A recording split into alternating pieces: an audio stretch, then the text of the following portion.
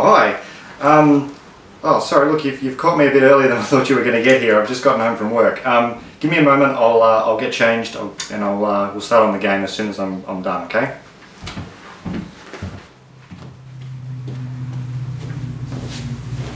Thanks for waiting around for me. I'd like to start out this video just by giving another big thank you to Rodney Smith. I got in contact with him just to let him know what I was doing and that he'd been a real sort of inspiration to me.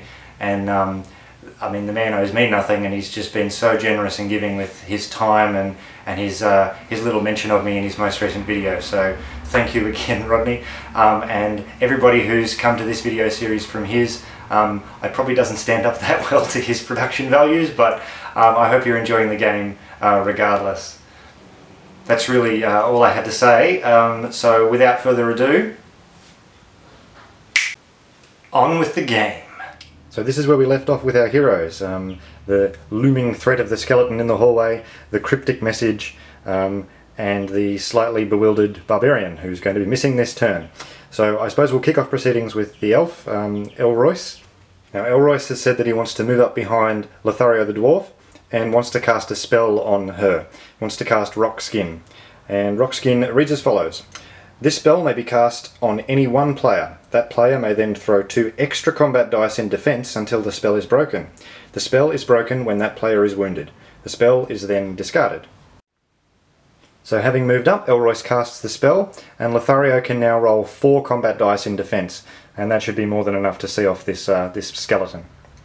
And so emboldened by the spell that Elroyce has cast, Lothario is going to step forward and swing her trusty battle axe into the skeleton. Now Lothario has an attack of 2, so she's going to be rolling 2 combat dice, and remember, because we're attacking, she's aiming for skulls.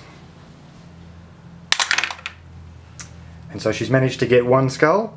Now the skeleton's going to have to try and defend itself. Now the skeleton's defend is 2 dice, so it's going to be trying to roll 1 black shield on 2 dice. We'll see how it goes. And unfortunately for me, the skeleton has not defended itself, and so the first blood, I suppose, not the skeleton's got a lot of blood, but the first blood has been spilled, and it goes to Lothario.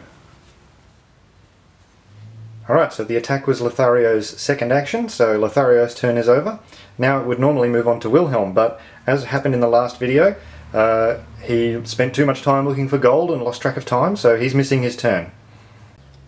Barabel was very keen to get into this room and search for treasure, so that's what he's going to do. He'll move in and have a look around in the room.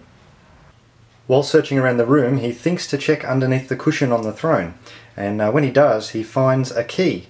It's a key made of a strange red metal that he's never seen before, the handle of which is a stylized M. When he touches the key, with a bright flash, the key vanishes and the chair slides sideways and a door is revealed behind the chair. Now he can see through into the next room, and in the next room he sees a large desk strewn with papers and grisly objects. And from his current vantage point, that is all that he can see. And as there are no monsters remaining on the board, the evil wizard doesn't get a turn, so I'm not a bit unfortunate there, but don't worry, I've got plenty of tricks still up my ample dressing gown sleeves, so I'll have some blood soon enough. So that's the end of turn 2. I'm looking forward to getting the moves from my players so we can get started on turn 3. Hopefully I can get a bit of vengeance for my poor skeleton.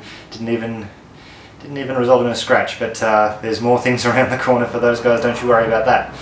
Once again, if anybody's got any questions or comments or concerns, just stick them in the comments section of the video, and I'll do my best to answer them or allay them. But other than that, I guess I'll see you for the start of turn 3. My name's Tinny, and thank you for watching Tortuga.